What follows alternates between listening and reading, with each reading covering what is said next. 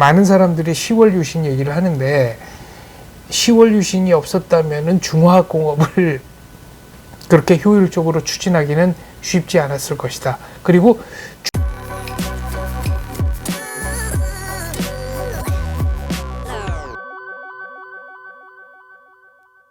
박 대통령에 관해서는 언젠가 쓰신 글 중에서 대통령이 잘 살아보세, 뭐 저렇게 유치한 얘기를 널리 하고 다니나 그런 점이 좀 불만스러웠다라는 얘기하신 적도 있습니다. 유치한 건 아니고 우리가 항상 지식인들이 어떤 바라는 인간상이 사상이 깊고 사변적이고 또 문학적이고 뭐 이런 사람을 바라잖아요. 낭만주의적으로 사람을 보는 경향이 있잖아요. 근데 박정희 대통령 그런 사람이 아니잖아요. 실사구시, 말을 쉽게 하는 사람이지. 어려운 것도 쉽게 하는 그런 것에 대한 이해 부족이라고 봐야 되겠지. 그러나 나중에 박정희 대통령을 깊게 아니까 이분이 진짜 사상가예요.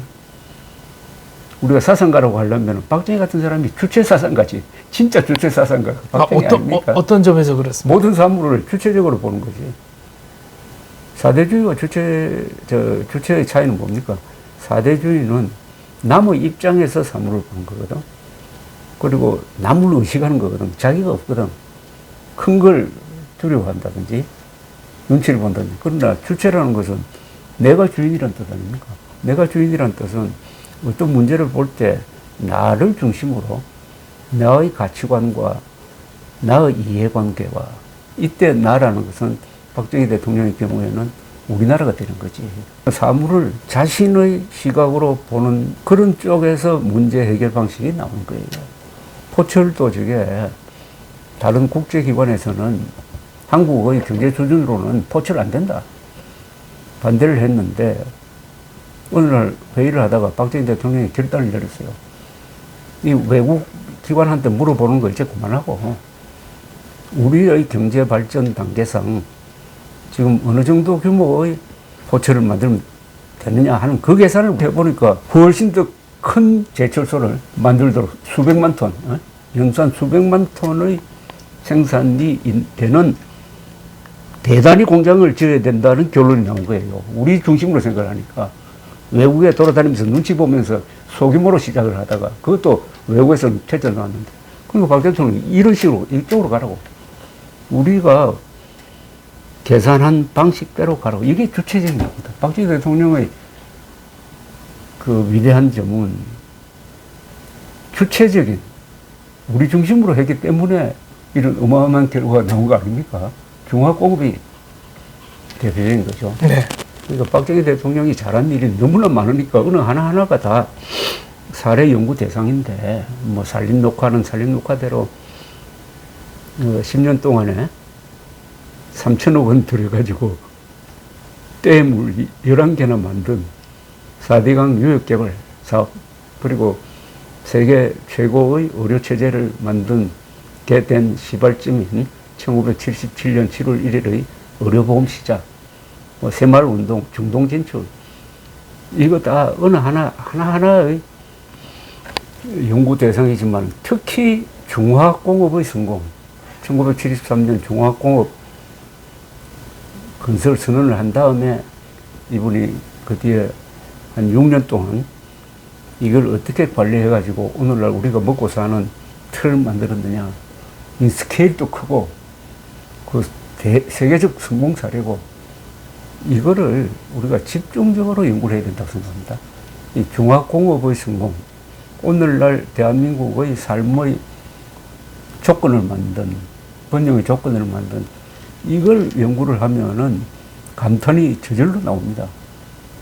이 연구를 앞으로 우리 학자들이 집중적으로 해가지고 여기에 스토리가 많이 나와야 될 것 같아요.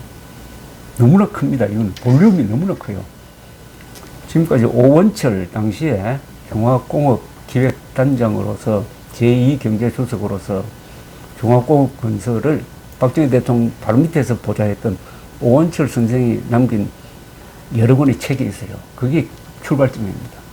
그리고 그분 밑에서 비서관으로 했던 김광모 선생이 쓴 몇 권의 책이 있습니다. 그걸 기반으로 해가지고 더 심층적으로 들어가 보면은 여기서 많은 원리, 교훈 이런 걸 얻을 수 있을 거라고 생각합니다. 이 보고입니다, 이게. 오건철 수석께서 그 생존에 계실 때 제가 인터뷰를 한 적이 있는데 중화학공업에 관해서 하신 말씀을 아직도 생생하게 기억을 합니다. 많은 사람들이 10월 유신 얘기를 하는데 10월 유신이 없었다면은 중화학공업을 그렇게 효율적으로 추진하기는 쉽지 않았을 것이다. 그리고 중화학공업으로 한국의 뭐랄까요, 체질 개선이 전면적으로 이루어지지 않았다면 한국은 지금 뭐 말레이시아 수준, 그 정도 수준에서 발전이 정체되었을 가능성이 크다. 그래서 오늘날 중화학공업의 그 과실이라고 해야 될까요? 이 열매를 누리면서 10월 유신을 반대하는 사람들은 어떻게 보면은 좀 염치가 없는 사람들이다. 그래서 제가 그 10월 유신 없이는 중화학공업이 불가능했습니까? 라고 여쭤봤더니 10월 유신으로 정치적 코스트를 줄이고 국력을 아주 효율화해서 집중적으로 투자했기 때문에 중화학공업이 성공한 것이지, 그렇지 않았으면은 본인은 그게 불가능했을 것으로 생각한다. 그리고 오늘날 우리가 중화학공업으로서의 전환이 성공했기 때문에 이렇게 이제 사후 평가를 할 수 있는 것이지, 당대 시각으로는 과연 이게 성공할 수 있을지 회의론도 아주 많았다는 거죠. 그렇죠. 경호 구조에서 중화학공 구조로 경제의 기본을 바꾼다는 의미는 수렵 경제에서 농업 경제로 바꾼다, 농업 경제에서 산업화를 한다는 그런 개념과 똑같거든요. 그 국가의 체질, 삶의 방식에 전면적인 영향을 미치는 거라고요. 근데 이게 굉장히 시간이 많이 걸려요. 그런데 박정희 대통령의 위대한 영도력에 의해서 한국이 경공업 국가에서 중화공업 국가로 바뀌는데 7년밖에 안 걸린 거예요. 속전속결 7년에다가 최소한의 희생으로. 아니, 뭐, 희생이 없다고 봐야죠, 사실은. 희생도 없어요. 최소한의 희생으로 최대의 업적을 남긴, 이게 너무나 기적이란 말로도 참, 기적은 그냥 운이 좋아서 이래 되는 건데, 이게 처음부터 끝까지 박정희 대통령이 하나하나 기획하고 챙겨서 이루어진 겁니다. 인류 역사의 금자탑이지. 오늘날의 이 대한민국, 근사한 대한민국, 나는 7대 진정한 강대국에 들어간다고 보는데, 이런 나라를 만드는 요인 중에서 뭐 여러 가지 있겠지만 편의상 하나를 꼽아라고 했을 때는 중화공업 건설 아닙니까? 그걸 7년 만에 해냈다는 거지. 근데 중화공업화 한다는 거는 공장만 지어서는 되는 게 아니고 어마어마한 공장을 짓는 데 드는 돈을 마련해야 되고, 제일 중요한 게 이걸 돌리는 사람이 있어야 될 거 아닙니까? 네, 그리고 이제 팔로도 개척해야 되고. 이 사람, 고무신 만들고, 뭐, 이렇게 신발 만들고, 그 인력 가지고는 안 된다고. 최고의 기술자를 단기간에 만든 거 아닙니까? 네, 전문 기능공. 박정희 대통령이 하는 방식은 이겁니다. 동시다발적으로 한 겁니다. 한쪽에서는 공장 짓고, 한쪽에서는 공고 만들고, 해가지고 기술자 양성하고, 또 한쪽에서는 R&D 하는 연구소가 작동을 하고 하면서 동시다발적으로 만든 거예요. 그 대표적인 예가, 왜 동시다발적으로 하냐면 시간 단축이거든. 박정희 대통령은 우리가 선진국으로 진입하는 막차를 타야 된다. 이번에 놓치면 안 된다. 영원히 놓친다.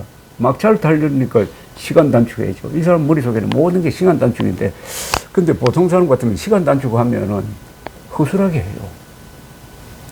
시간 단축하기 위해서 허술하게 하는 것도 봐준다고. 근데 박정희 대통령은 시간 단축하면서 철저하게 정밀하게 정확하게 했다고. 그리고 시간 단축하면서 목표를 세계 최대 공장, 세계 최신 공장으로 한 거 아닙니까?